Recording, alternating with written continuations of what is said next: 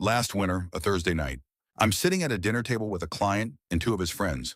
One of those places where the menu doesn't show prices until you actually look closely. Dim lights, expensive plates.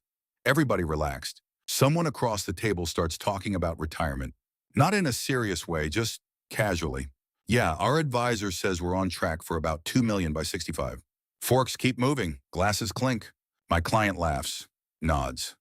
Does that thing people do when they're trying to look like they understand something they haven't actually looked at in years? Under the table, his leg starts bouncing. Fast. Nobody notices except me. A few minutes later, the conversation shifts to real estate. Another guy mentions buying a vacation place in Arizona. My client smiles again. Same nod, same polite laugh. But his shoulders tighten. You can see it. Later that night, he sends me a message. Just a screenshot. One number on his retirement account. $186,000. He's 42. There's no caption with the screenshot. Just that number sitting there on the screen. I imagine him staring at it. Phone glowing in a dark room. Thumb hovering over the calculator. I've seen that exact moment more times than I can count in the last 10 years. The quiet comparison. The feeling that everyone else somehow got a different instruction manual. And here's the strange part. Half the people at that dinner table probably felt the same thing. Nobody said it. They just kept eating and nodding and pretending the math in their head wasn't getting louder. Two shame release, approximately 220 words. Before we go any further, I want to say something that people in finance almost never say out loud. You're not lazy. You're not irresponsible. And you didn't miss some secret class everyone else attended in college. I've worked in finance for about 10 years now. Sat across from hundreds of people looking at spreadsheets they didn't want to look at. Doctors, engineers, business owners, teachers. People who are disciplined enough to wake up at 5 a.m. every day. People who built companies. People who raised families. And still, when the retirement numbers appear on the screen, the room gets quiet. I've watched grown adults lean back in their chair, stare at the ceiling for a long time, then say something like, "Yeah, I guess I should have started earlier." Maybe, but that explanation is too easy. The truth is a little more uncomfortable. Most people weren't taught how the system actually works. They were given slogans: save what you can, invest for the long term, things will work out. Those sound responsible. They're also completely useless when you're sitting there at 42, looking at a number that feels smaller than it should be. So let's take the blame off you for a moment. Because the real problem usually isn't effort. It's that the rules people were given about money are outdated, incomplete, or just plain wrong. And some of those rules are still being repeated today. Three-myth destruction, approximately 260 words.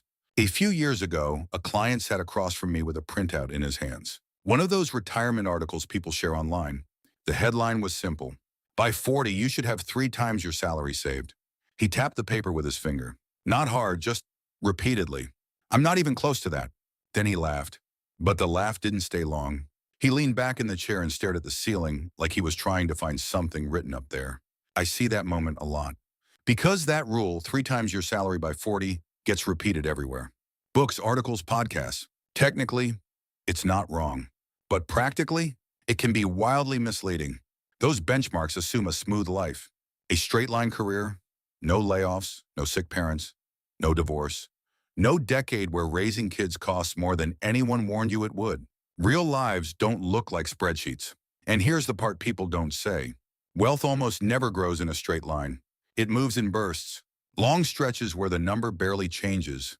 Then suddenly a decade where everything accelerates. Income jumps. Investments compound. Contributions finally become large enough to matter. For a lot of people, that decade isn't their 20s. It isn't even their 30s. It's their 40s. Which means those scary benchmark charts, they're measuring the wrong thing at the wrong time. And when people see them, they assume the race is already over. I don't think that's true. Not even close. 4-system reveal, approximately 420 words. Let me tell you what actually happens. Not the slogans, not the inspirational stuff. Just mechanics. Around your early 40s, something strange starts happening in most careers. Your income stops behaving like it did in your 20s. In your 20s, you get raises that feel exciting. 5%, 7%. You celebrate them, but the actual dollars aren't that large yet. Then somewhere around 40, the raises slow down. Sometimes they stop completely, but the salary itself is finally big. The raw numbers change. A 5% raise on $60,000 is $3,000. A 5% raise on $120,000 is $6,000. Same percentage, completely different impact. That difference matters more than most people realize. Because wealth isn't built by percentages. It's built by excess cash. The gap between what comes in and what quietly leaves the account every month. And that gap tends to widen in your 40s. Kids get older. Daycare disappears, careers stabilize. Expenses stop exploding the way they did in your 30s. But here's the part nobody warns you about. Lifestyle has a way of expanding to meet that new space. The house upgrade, the second car that's just a little nicer, vacations that quietly double in price. None of those decisions feel reckless. They feel deserved.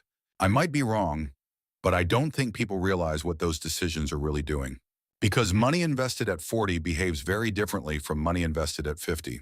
Time compresses. The compounding window gets smaller every year. A dollar invested at 40 has about 25 years to work. At 50, closer to 15.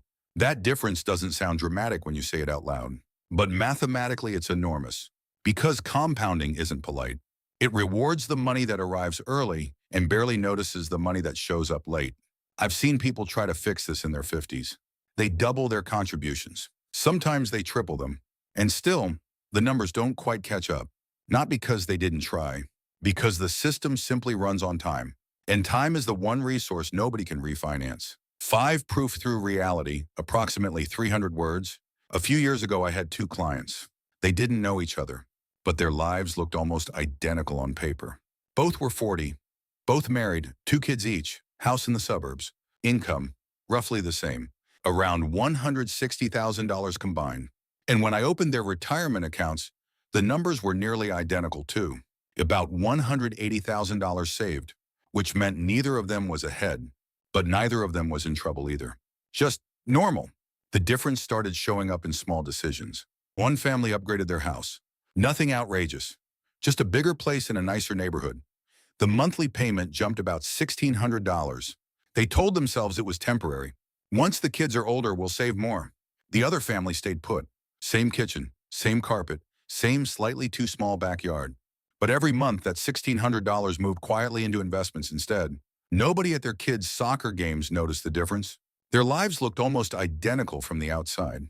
Vacations, birthday parties, school events. But time started doing its quiet thing. 10 years later, the first family came back into my office. I remember the moment clearly. The husband leaned forward in the chair, elbows on his knees, staring at the screen. Their retirement balance had reached about $260,000. Not terrible, but 10 years had passed. 10 years. The second family came in a few weeks later. Same age, same starting point. Their account balance showed $620,000. Nobody in either family was reckless. Nobody made some genius investment. The difference came from a decision that looked small at the time. A house. Or not a house. And for the next 25 years, the math just kept repeating that choice. 6 priority roadmap, approximately 320 words. When people finally look at their numbers, the first reaction is usually panic. They want to fix everything at once. Sell the car, open 3 new accounts, read 6 investing books, download budgeting apps. I've watched this happen so many times. Someone walks into my office determined to change their financial life, and 3 weeks later, they've done nothing. Not because they didn't care, because they tried to solve 10 problems simultaneously. Money doesn't respond well to chaos. It responds to order. Sequence matters more than effort. So when I sit across from someone and we start pulling apart their finances, we don't begin with investing. That surprises people. But investing is step 4 or 5. The first step is always the same. Stop the leaks. Subscriptions that nobody remembers signing up for. Credit cards quietly charging 20% interest. Loans that are draining cash every month before the money ever has a chance to grow. Until those are controlled, investing is like pouring water into a bucket with holes in the bottom. The second step is removing the highest interest debt. Not slowly, not comfortably. Aggressively. Debt at 18 or 20% interest isn't just expensive, it's mathematically suffocating. Nothing in the stock market reliably outruns that. Once the leaks are sealed and the high-interest debt is gone, the next step becomes possible. Build a buffer. Cash that sits there quietly so that the next emergency doesn't push you right back into debt again. Only after those pieces are stable do we move to investing. And even then, the strategy is usually boring. Automatic contributions, index funds, consistency. No clever tricks, Just money moving in the right direction every month. Whether you feel motivated or not, order creates momentum. Without it, people stay stuck in the same starting line for years. 7-time compression insight, approximately 210 words. One thing people almost always get wrong about money is the timeline. They assume meaningful progress takes decades, 30 years, maybe 40. So when they look at their situation at 40 or 45, the brain jumps straight to a conclusion. Too late. I hear that sentence constantly. But the math doesn't actually move that slowly. Change usually looks invisible for a while, and then suddenly obvious. I've seen people increase their savings rate by just a few percentage points, automate the transfers, remove a couple high-interest debts, and 90 days later their entire cash flow feels different. Not perfect, but different enough that they can breathe again. Then something else happens. Momentum. Once money starts moving in the right direction, it tends to keep moving. And that's when the longer window begins to matter.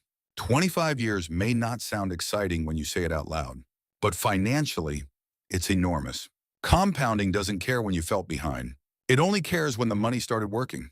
Starting correctly beats starting early more often than people think. And sometimes the difference between too late and on track is simply the year someone finally decided to begin. 8 psychological trap warning, approximately 170 words. There's a pattern I see over and over again. It doesn't start with bad math. It starts with embarrassment. Someone opens their account, sees the number, and their shoulders drop a little. They close the tab. Tell themselves they'll deal with it later. Later becomes next month. Next month becomes next year. And quietly a cycle forms. Shame, avoidance, delay. Then the numbers drift even further away from where they hoped they would be, which creates more shame. So the account gets opened even less. I don't think people talk about this part enough. Because the real enemy in personal finance isn't ignorance. Most people roughly know what they should be doing. The enemy is silence. Silence between someone and their own numbers. Once that silence stretches long enough, the distance feels impossible to close. But the strange thing about that cycle is this. The moment you actually look again, the moment the numbers are back on the screen, the cycle starts breaking. Not instantly, but enough. Enough to move. 9 immediate action trigger, 48-hour rule, approximately 120 words. So here's something simple. Not a plan for the year. Not a complicated strategy. Just the next 48 hours. Open the account. The retirement one. The one you've been avoiding. Look at the number. Don't analyze it. Don't judge it. Just let it sit there on the screen for a minute. Then do one thing. Increase the contribution by 2%. Not 10. Not something heroic. 2. Enough that you'll barely notice it next month. Set it to automatic. Close the tab. That's it. Because movement matters more than motivation. And once money starts moving in the right direction, people usually don't want to stop. 10 reframing ending, approximately 120 words. I keep thinking about that screenshot. The one my client sent that night. Just a single number glowing on a phone screen in a dark room. $186,000. At the time it looked small. Too small. Like the story had already been written. But numbers don't actually tell stories. Direction does. I've seen people start with less than that and build something extraordinary over the next 25 years. And I've seen people start with much more and slowly drift the other way. So the benchmark doesn't really matter. The comparison at the dinner table doesn't matter. What matters is what happens the next time you open that account. Not the number, the direction it starts moving. And sometimes that change begins with something almost invisible. 2%.